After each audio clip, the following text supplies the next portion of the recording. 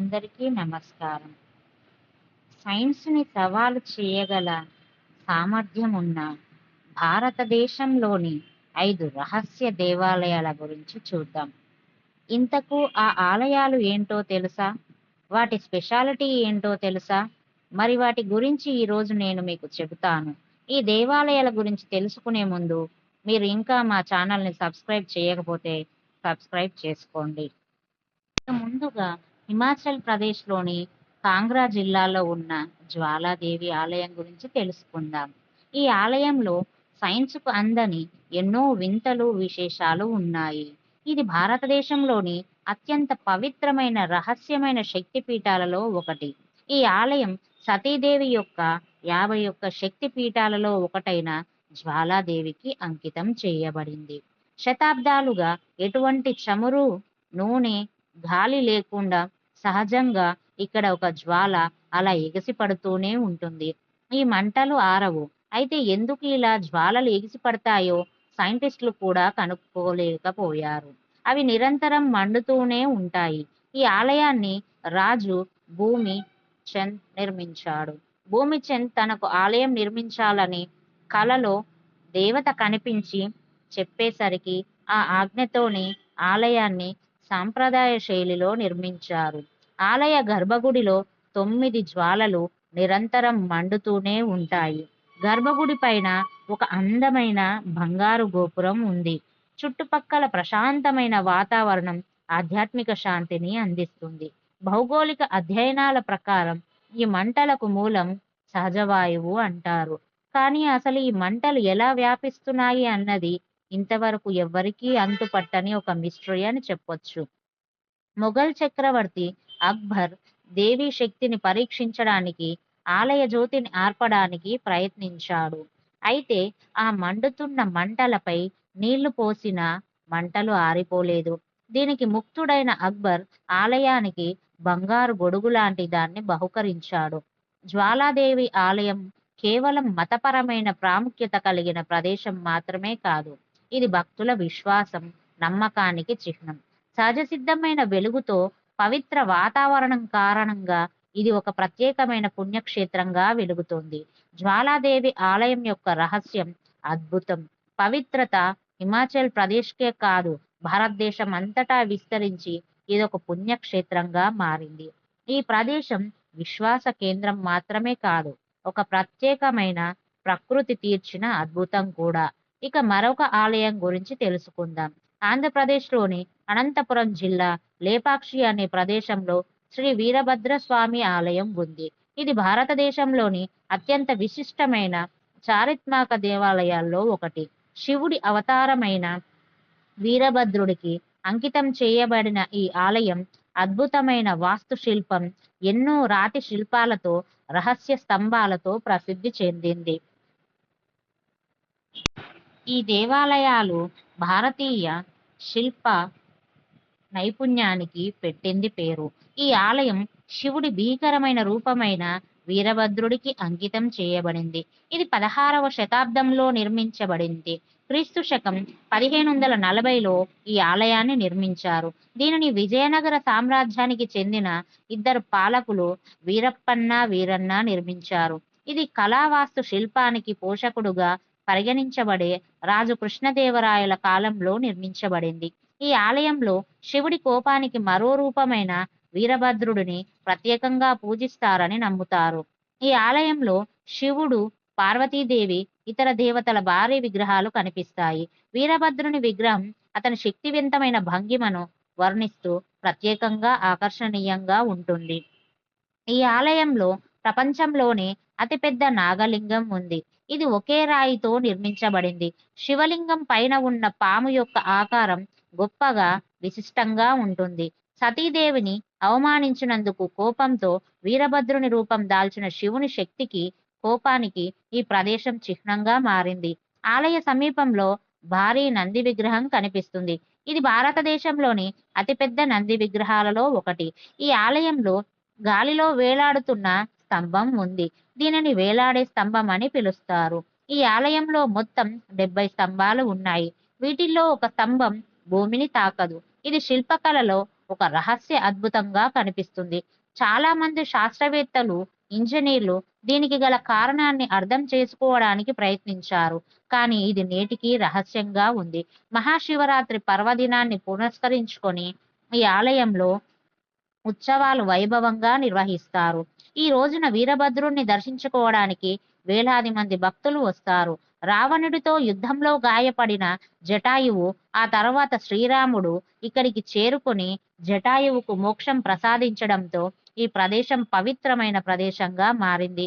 ఈ ప్రదేశం ఇప్పటికీ భక్తులకు ఎంతో ప్రత్యేకమైనది. 69 స్తంభాలు పైకప్పు భారాన్ని మోస్తూ ఒక స్తంభాన్ని గాలిలో తేలేలా చేయడం అనేది ఆనాటి శిల్పుల సైన్స్ పరిజ్ఞానానికి గొప్ప ఉదాహరణగా నిలబడుతుంది. ప్రకృతి వైపరీత్యాలు వచ్చినప్పుడు ఏర్పడే ప్రకంపనల వల్ల మండపానికి నష్టం జరగకుండా ఒక స్తంభాన్ని బ్యాలెన్స్గా ఉంచడానికి ఈ పిల్లర్ని గాల్లో ఉండేలా నిర్మించి ఉంటారని చాలా మంది భావిస్తున్నారు. అయితే ఈ స్తంభాన్ని గురుత్వాకర్షణ సిద్ధాంతాన్ని వ్యతిరేకంగా ఉపయోగించి నిర్మించినట్టుగా కొంతమంది అభిప్రాయం వ్యక్తం చేస్తున్నారు. ఇక మరో ఆలయం గురించి తెలుసుకుందాం. కాశీ తర్వాత కాలభైరవ ఆలయం ఎంతో ప్రసిద్ధి చెందింది.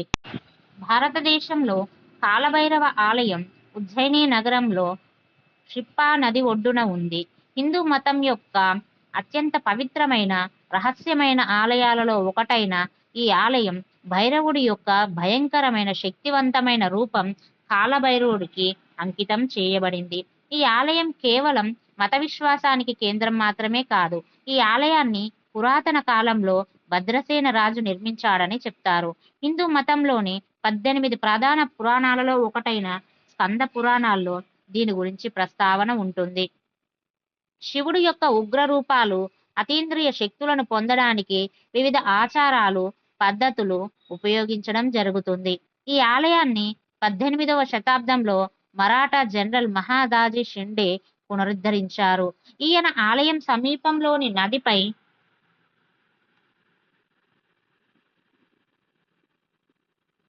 ఒక ఘాట్ నిర్మించారు. శివుడి 12 జ్యోతిర్లింగాలో మహాకాళేశ్వర్ ఒకటి.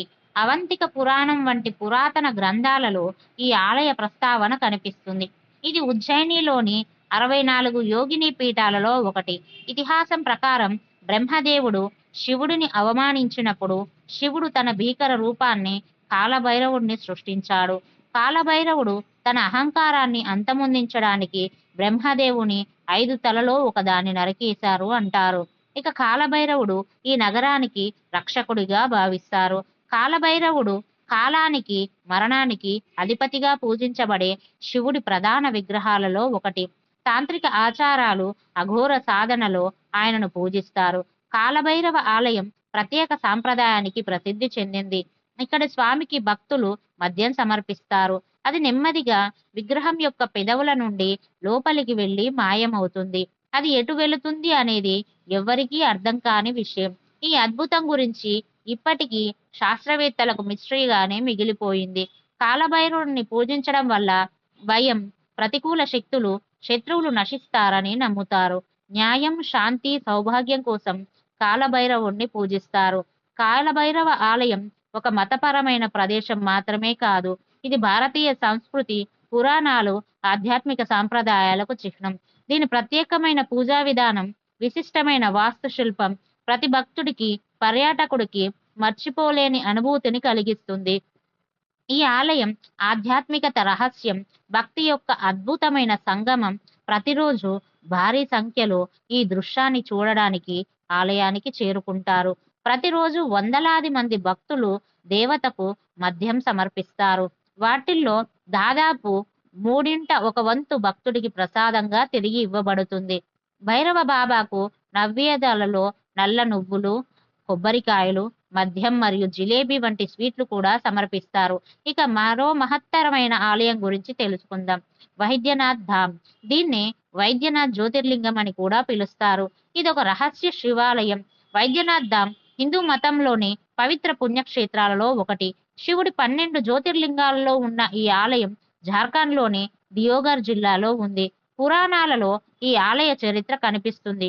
శివపురాణం, లింగ పురాణం, స్కంద పురాణం వంటి పురాతన హిందూ గ్రంథాలలో వైద్యనాథ్ ధామ్ ప్రస్తావన ఉంది. ఈ ఆలయం ఎంత పురాతనమైంది ఇది ఖచ్చితంగా నిర్ణయించడం కష్టం, కానీ ఇది వేదకాలం నుండి పూజించబడుతుందని నమ్ముతారు. ప్రస్తుత ఆలయ నిర్మాణాన్ని 10వ శతాబ్దంలో నాగవంశీ రాజులు నిర్మించారు. ఆలయ నిర్మాణ శైలి శిల్పకళకు చక్కటి ఉదాహరణ. ఈ ఆలయ ఖ్యాతిని విన్న మొఘల్ చక్రవర్తి అక్బర్ దీనికి బంగారు ఛత్రిని కానుకగా ఇచ్చినట్లు చరిత్ర చెబుతోంది. బ్రిటిష్ పాలనలో కూడా ఈ ఆలయం హిందూ యాత్రికులకు ఒక ముఖ్యమైన ప్రదేశంగా ఉంటుంది. పురాణం ప్రకారం రాక్షసరాజు రావణుడు శివుడిని ప్రసన్నం చేసుకోవడానికి కఠినమైన తపస్సు చేస్తాడు. రావణుడు తన తపస్సులో భాగంగా తల నరికి శివుడికి సమర్పించాడు. అతని భక్తికి సంతోషించిన శివుడు అతనికి ఒక జ్యోతిర్లింగాన్ని వరంగా ఇచ్చి దానిని తన రాజధాని లంకకు తీసుకెళ్లమని, కాని దారిలో ఎక్కడా నేల మీద ఉంచకూడదు అని చెప్పాడు. రావణుడు దేవగరికి చేరుకున్నప్పుడు అతనికి పాస్కు వెళ్లాల్సిన అవసరం వస్తుంది. అతను ఆ లింగాన్ని అటుగా వస్తున్న ఒక పశువుల కాపరికి అప్పగించాడు.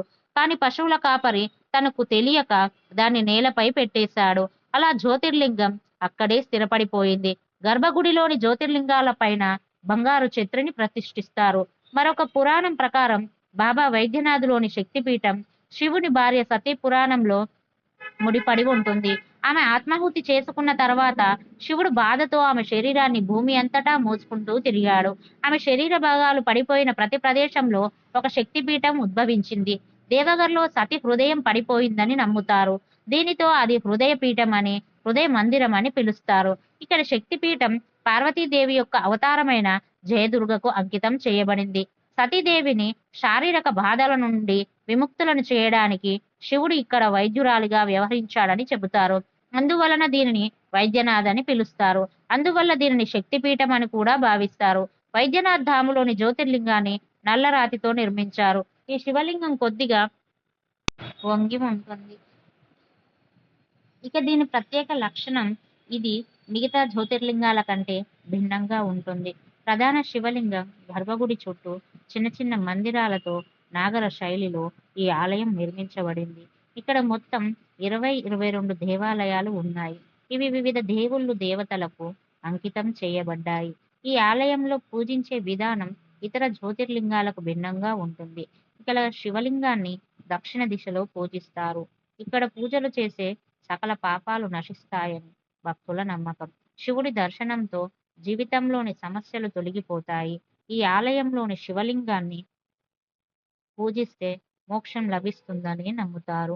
శివుడితో పాటు పార్వతీదేవి ఆశీస్సులు పొందడానికి ఈ ప్రదేశం అనువైనదిగా భావిస్తారు. వైద్యనాథ్ ధామ్ శివుడి పవిత్ర జ్యోతిర్లింగం మాత్రమే కాదు, ఇది భారతదేశ పౌరాణిక, మత సాంస్కృతిక వారసత్వానికి చిహ్నం. ఆధ్యాత్మిక శాంతి, శివుడి ఆశీస్సులు పొందాలంటే ఖచ్చితంగా వైద్యనాథ్ ధామ్ను సందర్శించాలి.